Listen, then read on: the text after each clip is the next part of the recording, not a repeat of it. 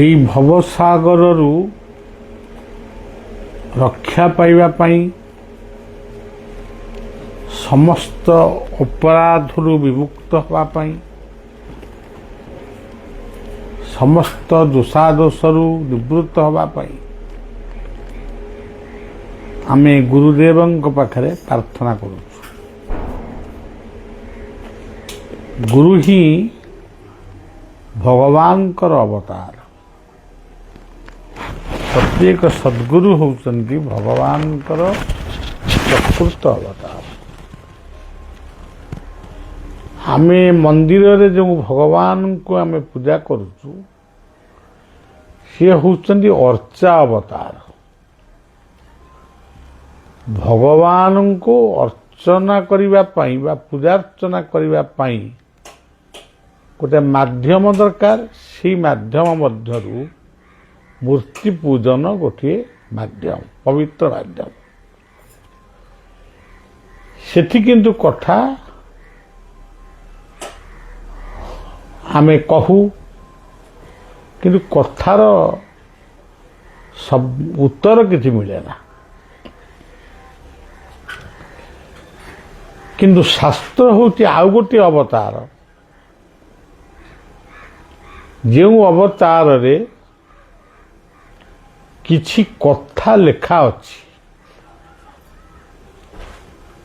ସେ ବଦଳୁନି, ଅପରିବର୍ତ୍ତନୀୟ ଲେଖା। ଧରନ୍ତୁ ଗୀତାରେ ଲେଖା ଅଛି ଧର୍ମ କ୍ଷେତ୍ରେ କୁରୁକ୍ଷେତ୍ରେ। ଯେତେବେଳେ ଗୀତା ଆମେ ପାଠ ଆରମ୍ଭ କରିବା ସେତେବେଳେ ସେଇ ଲେଖାଟା ନିଶ୍ଚୟ ବାହାରିବ, ସେଇ ଅର୍ଥଟି ବାହାରିବ। ତାହା ହେଉଛି ଜୀବନବ୍ୟାପୀ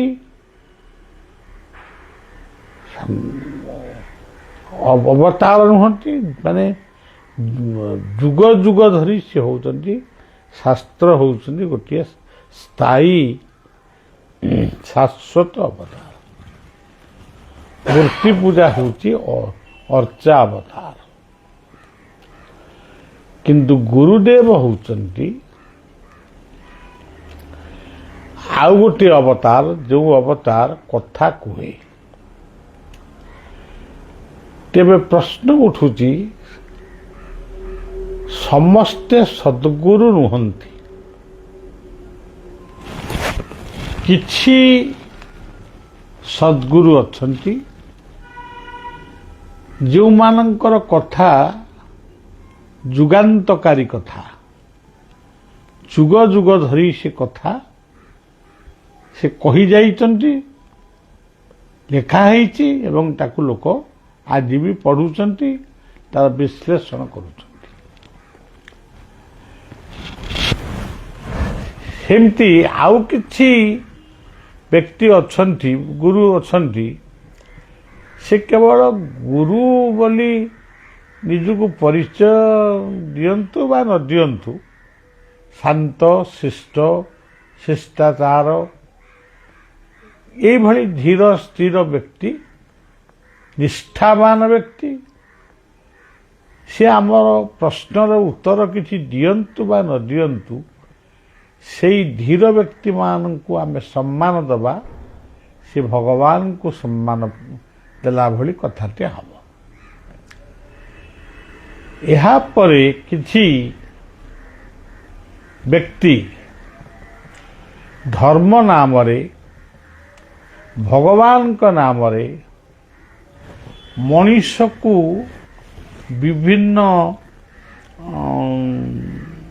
ଭାବରେ ବିଭିନ୍ନ ଅସୁବିଧାରୁ ରକ୍ଷା ପାଇବା ନାଁରେ ସେ କିଛି ନ ଜାଣିକରି ମଧ୍ୟ ବହୁତ କଥା କୁହନ୍ତି,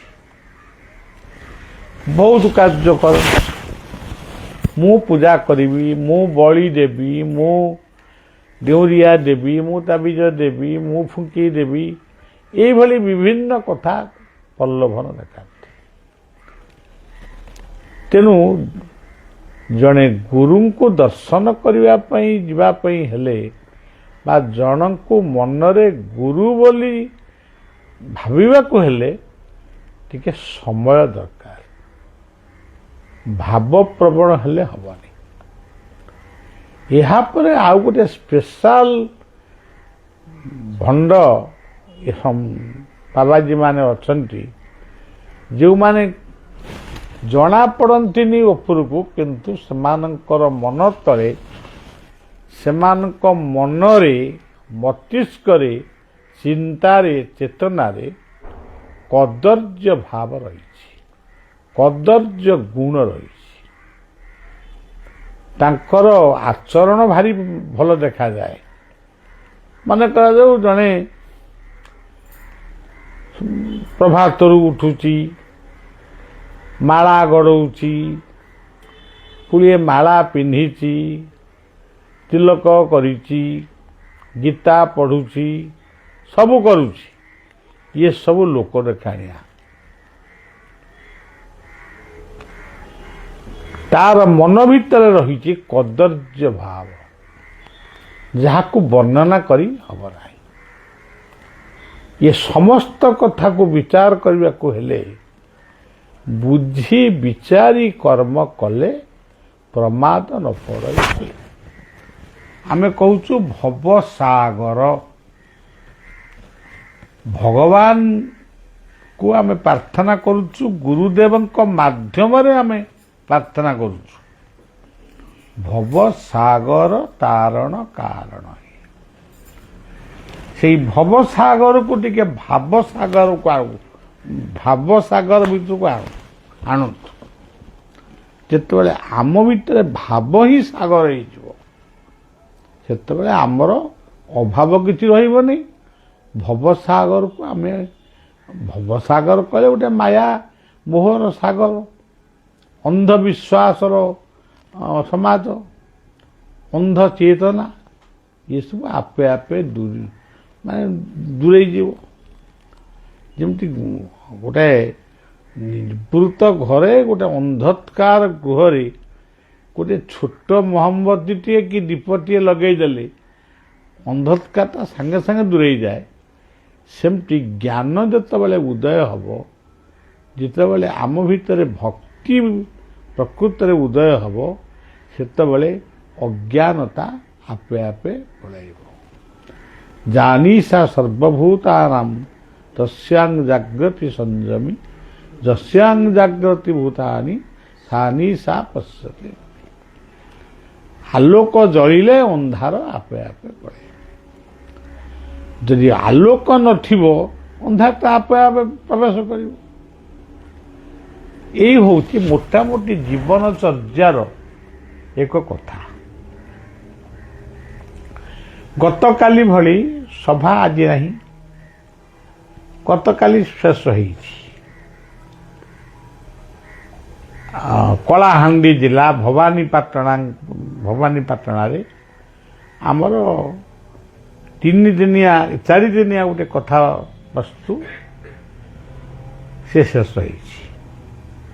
ଆଜି ଆମେ ଯିବା ବାଟରେ ରେଢ଼ାଖୋଲ, ଗୋଟିଏ ଓଡ଼ିଶାର ପରିବେଶ ଚମତ୍କାରପୂର୍ଣ୍ଣ ସ୍ଥାନ, ଯେଉଁଠି ନିକଟରେ ଭୀମ ଭୋଇଙ୍କର ଯେଉଁ କୂପରେ ଗଳି ପଡ଼ିଯାଇଥିଲେ, ସେ କୂପଟି ଆଜି ବି ଅଛି। ମହିମା ଅଲେଖଙ୍କର ଆଶ୍ରମଟି ମଧ୍ୟ ରହିଛି। ତେଣୁ ଏମିତି ଗୋଟେ ଜାଗାରେ ଆମେ ରେଢ଼ାଖୋଲର ଗୋଟେ ହୋଟେଲ ଭିତରେ, ନୂତନ ହୋଟେଲ ଭିତରେ, ଆମେ ନୂଆ ହୋଟେଲଟେ ହେଇଛି, ନିଶ୍ଚଳ ନିର୍ଜନ ଭାବରେ ଆମେ ଟିକେ ଆଜି ବିଶ୍ରାମ ନେଉଛୁ। କାରଣ କ୍ଳାନ୍ତ ହେଇପଡ଼ିଲେ ମଣିଷ ଟିକେ ଥକା ମାରିଲେ ମଣିଷ ଟିକେ ଶାନ୍ତି ଖୋଜେ। କାଲି ସକାଳୁ ଆମେ ଅନୁଗୁଳ ଆଶ୍ରମରେ ମଧ୍ୟାହ୍ନ ସମୟଟି ବିଶ୍ରାମ ନେଇ ତାପରେ ଆମେ ଠିକ୍ 4ଟା ବେଳକୁ ବାହାରିବୁ ମୁଖ୍ୟ ଆଶ୍ରମକୁ ଏବଂ ସେଠି 2-4 ଦିନ ଅବସ୍ଥାନ। ଯାହା ହଉ ଜୀବନ ସହିତ ଯୋଗ ଯେତିକି ସତ୍ୟ, କ୍ଳାନ୍ତି ସେତିକି ସତ୍ୟ, କ୍ରାନ୍ତି ମଧ୍ୟ ସେତିକି ସତ୍ୟ। ଜୀବନ ଗୋଟେ ସୁନ୍ଦର ଫୁଲ, ये जीवन फूलटी जदि सुभाषित हुए सौंदर्यमय हुए अनेक मधुमक्षिका माने से फूल को स्पर्श करने को आसती सुबास को ग्रहण करने अनेक मनीष आसती से सौंदर्यर फूलमाल से कौन सी महत्व सेवारे मध्य लगे यदि फूल फुटी जगते फूलर बासना सिना जानती भकते यदि फूलटीर व्यवहार आम कर सद्व्यवहार कर फूलटी कानन रे मौली गला गोटे गीत लिखी बोल मौली बाजदी फूलर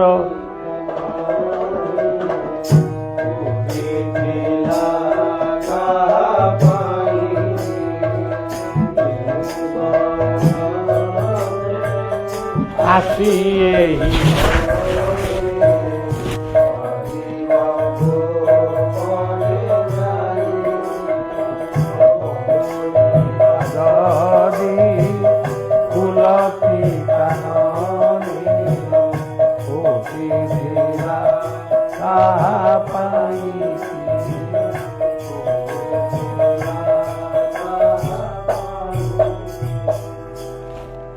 फूलटी जदि फुटी थिला गोटे कानन बा उद्यान रे से फूलटी कौन से मौली जावाई से जन्म नहीं थिला ठीक से भली आमे जदि आम परिवार पाई आम समाज पाई फूलटी नई पारिली मन कर जो आम गोटे जीवन हूँ गोटे फूल मन कर प्रकृत फूल ये जीवन फूलटी जदि कहारी काम लगिला नहीं बापा काम लगिलानी बापा सेबार लगिलानी माँ सेबार लगिलानी भाई भौणी को सेबार लगिलानी पड़ोशी मान सेबार लगिलानी बंधु बांधव सेबार लगिलानी कि समाज बा देश सेबार लगिलानी तार से फूलटी की फूल सी फूल पाखक सी फूल देवयज्ञ फूल नुहे तेणु सबुठारु श्रेष्ठ कथा होची फूलटी यदि गुरु पाखक जाए इष्ट मंदिर रे जदि फूलटी लगे फूल ता जीवन को से फूल निजे सार्थक हुए जे मु आज गुरु निकट लगी इष्ट सेवा लगे किंतु तमे जदि तुम जीवन फूल जदि कहारी सेवारे न लगिला तम जीवन संपूर्ण व्यर्थ है टिके टिके व्यर्थ नहीं संपूर्ण व्यर्थ है तेटा क्या सेवार लगे तुमको किए पचार जी पचारिया कथा सी भी पचारे जो प्रभु आमको दुनिया को पठेला सेटा ग्रहण करें आ तमें कहार हम कई कहते आम आम परिवार नहीं बाहर अच्छु तुम तुम परिवार नहीं बाहर नहीं अच्छ तुम घरे जो बुढ़ा बुढ़ी बापा माँ अच्छा सी पुणी परिवार किए हम तुम तो रही बाहर तेरे ये बुझंतु केमती मनीष धीरे धीरे आम सोसाइटी आम समाज केमती धीरे धीरे अधपतन हो जाए पुओटी कहूँ मो परिवार नहीं मु भुवनेश्वर घर मन कर आम गाँव बाप माँ अच्छा एमती गोटे गोटे जगह बाप अच्छी माँ ना कौटी माँ अच्छी बापा ना सी क्या कहे आम परिवार जदि पचरा माँ तो परिवार टी कौन अच्छे ଆଉ ମୋ ପରିବାର ଆଉ କିଏ ଅଛି, ମୁଁ ଏକଲା। ଆଉ ମୋ ପୁଅ ଯାଇକିରି ସିଆଡ଼େ, ମୋ ଝିଅ ସିଆଡ଼େ, ଜ୍ୱାଇଁ ସିଆଡ଼େ। ତାହେଲେ ଏଇଥିରୁ ଆପଣ ଚିନ୍ତା କରିବେ ଏଇ ଶିକ୍ଷିତ ସଭ୍ୟ ସମାଜ କେତେ ଅସଭ୍ୟ ଅଶିକ୍ଷିତ ଆଡ଼କୁ ଯାଉଛି। ସାର୍ଟିଫିକେଟରେ ଲମ୍ବା ଲମ୍ବା ଉପାଧି ରହିଲେ କ'ଣ, ଯେଉଁଠି ପାରିବାରିକ ଜୀବନ ନାହିଁ ସେଠି ଶାନ୍ତି କାହିଁ। ଶିବଙ୍କ ମନ୍ଦିରକୁ ଆମେ ଗଲେ ଆମେ ପ୍ରଥମେ ଦେଖୁ ଗୋଟିଏ ବୃଷଭ, ତାପରେ ଦେଖିଲୁ ଦିଓଟି ନନ୍ଦୀ ଭୃଙ୍ଗୀ ରୂପରେ ଦୁଇଟି ଜଗୁଆଳି, ଦୁଆର ବନ୍ଧ ଅତିକ୍ରମ କରିବା ପରେ ଦେଖିଲୁ ଶିବଲିଙ୍ଗ, ତାଙ୍କରି ପାଖରେ କି ତାଙ୍କରି ନିକଟରେ ପାର୍ବତୀ, ମା ପାର୍ବତୀ ଅଛନ୍ତି। ପାର୍ବତୀଙ୍କର ବାହନ ସିଂହ, ଦେବଦେବ ମହାଦେବଙ୍କ ବାହନ ବୃଷଭ, ଗଣେଶଙ୍କର ବାହନ ମୂଷା, କାର୍ତ୍ତିକଙ୍କର ବାହନ ମୟୂର। ସତରେ କ'ଣ ଇଏ ମୟୂର, ମୂଷା, ଏଇ ବୃଷଭ ଏଇମାନଙ୍କୁ ନେଇକିରି ଶିବ ପରିବାର ଗଠନ ହେଇଛି? କିନ୍ତୁ ଆକୁ ଗୋଟେ ହିନ୍ଦୁ ସମାଜର ସନ୍ଥମାନେ, ମହାପୁରୁଷମାନେ ଗୋଟେ ଚରିତ୍ରକୁ ଗୋଟେ ଜୀବ ସହିତ ମିଶେଇଛନ୍ତି। ବୃଷଭ ହେଉଛି ଗୋଟେ ଚରିତ୍ର, ମୂଷା ହେଉଛି ଗୋଟିଏ ଚରିତ୍ର, ମୟୂର ହେଉଛି ଗୋଟିଏ ଚରିତ୍ର, ସିଂହ ହେଉଛି ଗୋଟିଏ ଚରିତ୍ର, ଏମିତି ସବୁ ଚରିତ୍ର। ଏ ଚରିତ୍ରକୁ କାହିଁ ଜୀବ ରୂପରେ ରଖାଗଲା? ଏ ଜୀବ ରୂପରେ ରଖାଯାଇଛି ଯେ ଚରିତ୍ରଟା ସଂଯମିତ ହେବ। ସିଂହଟା ଅହଙ୍କାରୀ, ତେଣୁ ସେ ଶକ୍ତି ତାଙ୍କ ଉପରେ ବସିକିରି ବୁଲୁଛନ୍ତି। ତାମାନେ ପ୍ରକୃତରେ ସେ କେଉଁଠି ସିଂହକୁ ନେଇକି କେଉଁଠି ବୁଲୁନାହାନ୍ତି। ସିଂହଟା ଆଉ ନାହାନ୍ତି ପୃଥିବୀରେ, ଆଉ ପାର୍ବତୀ ନେଇକି କେଉଁଠି ବୁଲିବେ? ତେଣୁ ସିଂହ ହେଉଛି ଗୋଟେ ଚରିତ୍ର, ଯେଉଁ ଚରିତ୍ର ଆମରି ଭିତରେ ଅଛି, ଅହଙ୍କାର ଚରିତ୍ର। ମୋଠୁ ଆଉ କେହି ବଡ଼ ନାହିଁ। ମୂଷା ହେଉଛି ଗୋଟେ ଚରିତ୍ର, ଅନ୍ୟର ଜିନିଷକୁ ସେ ଅପହରଣ କରେ। ତାକୁ ବିଦ୍ୱାନ ବିଦ୍ୟାପତି ଗଣେଶ ଗ୍ରହଣ କରିଛନ୍ତି, ନେଇଛନ୍ତି, ସେମାନେ ଶାସନ କରିବାକୁ ନେଇଛନ୍ତି। ମୟୂର ହେଉଛି ଗୋଟେ ସୌନ୍ଦର୍ଯ୍ୟର ପ୍ରତୀକ। ଚିର କୁମାର କାର୍ତ୍ତିକ ଯେ ବିବାହ ଜୀବନରେ କରିନାହାନ୍ତି, ଦେବଜଗତର ସବୁଠାରୁ ସେ ସୁନ୍ଦର, ସେ ସୁନ୍ଦର ସୌନ୍ଦର୍ଯ୍ୟର ସ୍ୱାଭିମାନକୁ ସେ ରକ୍ଷା କରିଛନ୍ତି। ଏଇଭଳି ଭାବରେ ବୃଷଭ ଗୋମାତାକୁ ଜନ୍ମ ଦିଏ। ଯେଉଁ ଗୋମାତାର ଜନ୍ମ ହେଉଛି କେବଳ ପର ଉପକାର ପାଇଁ ଉଦ୍ଦିଷ୍ଟ। ଏମିତିଆ ପଶୁଟିଏ, ଗୃହପାଳିତ ପଶୁଟିଏ ମିଳିବା ସମ୍ଭବ ନୁହେଁ। ଆଜି ସେମାନେ ହତାଦାର।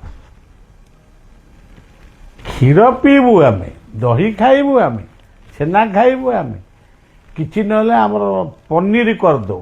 ପନିର ଗୋଟାଏ ଶବ୍ଦ କ'ଣ ବାହାରିଛି ଆଜିକାଲି। ପନିର ମାନେ ଛେନା, ଛେନା କହିବୁନି।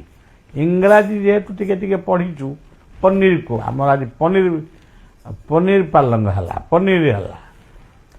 ଏଇସବୁ ପନିର ଫନିର ଏମିତି ସବୁ ଶବ୍ଦ କହି ଏତେ ଗୁଡ଼ାକ କଥା ଆମର ଦରକାର। କିନ୍ତୁ ଗୋପାଳନ, ଗାଈ ରଖିଛ ଘରେ ନା? ନାଇଁ, ସେଇଟା ଆମ ଘରେ ନାହିଁ। ତେଣୁ ସଜ୍ଜନ, ସୁନ୍ଦର ତୁମରି ଚରଣର ଧୂଳି,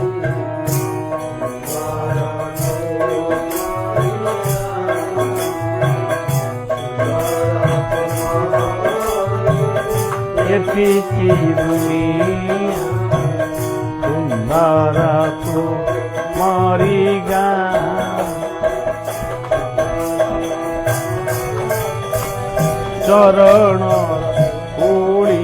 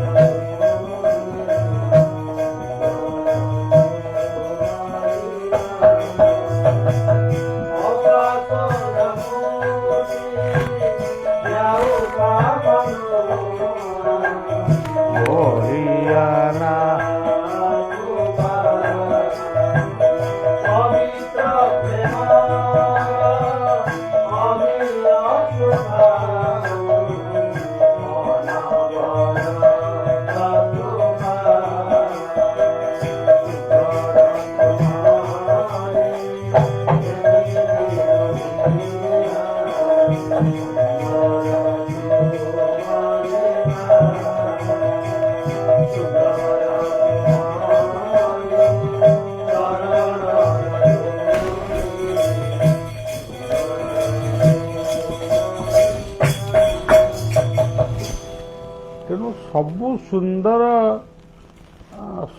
ସୁନ୍ଦର ଉପରେ ଯଦି ଗୋଟେ କଳଙ୍କ ରୂପକ କଳା ଦାଗ ଯଦି ପଶିଯାଏ ତାହେଲେ ସବୁ ସୁନ୍ଦରତା ଅସୌନ୍ଦର୍ଯ୍ୟରେ ପରିଣତ ହୁଏ। ଆପଣ ବହୁତ ମୂଲ୍ୟବାନ ଲୁଗାଟିଏ ପିନ୍ଧିଛନ୍ତି, ଯଦି ତା ଦେହରେ ଗୋଟେ କଳା ଦାଗ ପଡ଼ିଯିବ ତାହେଲେ ସେ ମୂଲ୍ୟବାନ ବସ୍ତ୍ରଟି ମୂଲ୍ୟ ପୁରାପୁରି ମୂଲ୍ୟହୀନ ନହେଲେ ବି ତାକୁ ଆଉ କେହି ଆକର୍ଷିତ ତା ପ୍ରତି ହେବେ ନାହିଁ। ତେଣୁ ଚରିତ୍ର ହେଉଛି ସବୁଠାରୁ ଶ୍ରେଷ୍ଠ ସମ୍ପଦ। ଚରିତ୍ର ଶ୍ରେଷ୍ଠ ସମ୍ପଦ। ଆଜି ଆମର ଆଇନ ବହୁତ ଭଲ। ଆଜିକାଲି ଚରିତ୍ର କେମିତି ନା, ଯଦି ମୋର ଏ କଥାଟା ନହେଲା ମୁଁ ଆତ୍ମହତ୍ୟା କରିବି। ଏଗୁଡ଼ାକ ଏତେ ବାଜେ ଚରିତ୍ର ବା ବାଜେ କଥା, ତାକୁ କଳ୍ପନା କରିହେବନି। ତୁମେ ଏମିତି କ'ଣ ଚରିତ୍ର, ଏମିତି ତମର ମୁଣ୍ଡରେ ବୁଦ୍ଧି ପଶିଗଲା, କେତେ ଭାବପ୍ରବଣ ତମେ ହେଇଗଲ, ଟିକିଏ କୋଉଠି କ'ଣ ଅସୁବିଧା ହେଲା ତମେ ଆତ୍ମହତ୍ୟା କଲ। ଆଜି ଆପଣ ଟିଭି ପରଦାରେ ଦେଖୁଛନ୍ତି ଆତ୍ମହତ୍ୟା, ଗଣଧର୍ଷଣ, ବଳାତ୍କାର, ଏମିତିକି ଗୋଟେ ସାମାନ୍ୟ ବଚସାକୁ ନେଇ ତଣ୍ଟି ଚିପିକିରି ମାରି ଦେଉଛନ୍ତି। କୋଉଠି କେମିତି ମୁଣ୍ଡକୁ ମୁଣ୍ଡ ଗଣ୍ଡି ଅଲଗା କରିଦେଉଛନ୍ତି, ମୁଣ୍ଡକୁ ନେଇ ଗୋଟେ ଜାଗାରେ ଫୋପାଡ଼ି ଦେଉଛନ୍ତି, ଗଣ୍ଡିକି ନେଇ ଗୋଟେ ଜାଗାରେ ଫୋପାଡ଼ି ଦେଉଛନ୍ତି। ତେଣୁ କିଏ ନୃଶଂସ ମଣିଷ, ତୁମର ଅଧିକାର ନାହିଁ ତୁମେ କେବେ ବି ରାବଣକୁ ସମାଲୋଚନା କରିବା, କଂସକୁ ସମାଲୋଚନା କରିବା, ମହିଷାସୁରକୁ ସମାଲୋଚନା କରିବା, କାରଣ ତମେ ତାଙ୍କଠାରୁ ଆହୁରି ଭୟଙ୍କର। ଆତ୍ମା କ'ଣ ତୁମେ ଜାଣିନା, ଜାଣିବାକୁ ଚେଷ୍ଟା ବି କରିନା। ଏଇ ଆତ୍ମାକୁ ସେଇ ଆତ୍ମାଟା ପୂଜା ପାଇବା ପାଇଁ ମାତୃ ଗର୍ଭରେ ଗୋଟେ ଶରୀରକୁ ସେ ନିଜେ ଗଠନ କଲେ, ତା ଭିତରେ ସେ ରହିଲେ। ତୁମେ ଜାଣି ଶୁଣିକିରି ଆତ୍ମହତ୍ୟା କରୁଛ। କାହିଁକି ଆତ୍ମହତ୍ୟା କଲ? କାହିଁକି ଆତ୍ମହତ୍ୟା କଲ? ଇଏ ଗଲା ଗୋଟିଏ କଥା। କାହିଁକି ମଦ୍ୟ ପିଇଲ? କୋଉଥିପାଇଁ ପିଇଲ? ତମ ପାଖରେ କ୍ଷୀର ନଥିଲା? ବଳାତ୍କାର କଲ। ତମେ ହେଉଛ ନିର୍ଲଜ ନମ୍ବର 1। ତମେ ନିର୍ଲଜ। ତୁମର ସାଧାରଣ ଜ୍ଞାନ ନାହିଁ। କାହିଁ ବଳାତ୍କାର କଲ? ତେଣୁ ଆହୁରି ଜଘନ୍ୟ କଥା ମୁଁ ଏଠି କହିବାକୁ ମୋତେ କୁଣ୍ଠାବୋଧ ହେଉଛି, କାରଣ ତଥାପି ମୁଁ ଯାହା କହିବାକୁ ଚାହୁଁଛି ଆପଣମାନେ ବି ତାକୁ ଜାଣିସାରିଲେଣି। ଏଗୁଡ଼ାକ ସବୁ ବେକାର କଥା। କ'ଣ ଆଜି ମହାବିଦ୍ୟାଳୟ ଆମେ ଖୋଲିଛୁ, ଡାକ୍ତରଖାନା ଖୋଲିଛୁ, ସିଏ ଆଉ କ'ଣ ଖୋଲିଛୁ, କେତେ ଗପ। ରାସ୍ତା ଚଉଡ଼ା କରି ପକେଇଲୁ, ଜଙ୍ଗଲକୁ କାଟି ପକେଇଲୁ, ନିଆଁ ଲଗେଇଦେଲୁ। ଏଗୁଡ଼ା ସବୁ କ'ଣ ଦରକାର? ଆଜି ମଣିଷ ଆଜି ବାଟ ବଣା ହେଇଯାଇଛି। ମଣିଷ ଯେତେବେଳେ ବାଟ ବଣା ହେବ ସେତେବେଳେ ଧର୍ମର ଗ୍ଲାନି ହେବ। ତେଣୁ ମୁଁ ଜମା କୌଣସି ସ୍ୱତନ୍ତ୍ର ଧର୍ମକୁ ମୁଁ ଟେକୁ ନେଇ କି ମୋ ଧର୍ମକୁ ମଧ୍ୟ ମୁଁ ବେଶୀ ପ୍ରଶଂସା ବି କରୁନାହିଁ। ସବୁ ଧର୍ମରେ କିଛି ଅଶାନ୍ତି ଅଛି, ଶାନ୍ତି ଅଛି, ସେ ଅଲଗା କଥା। କିନ୍ତୁ ମୁଁ ମଣିଷ ପଣିଆର କଥା କହୁଛି। ଆତ୍ମହତ୍ୟା କର ନା, ଆତ୍ମଘାତୀ ହୁଅ ନା, ଏବଂ ଶାଗ ଭାତ ଖାଇ ଶାନ୍ତିରେ ଶୋଇବାକୁ ଚେଷ୍ଟା କର। ଏ ହେଉଛି ଆମର ଦୃଢ଼ ସଂକଳ୍ପ ହେବା ଉଚିତ। ହେ ହେ ଗୁରୁ ତୁମେ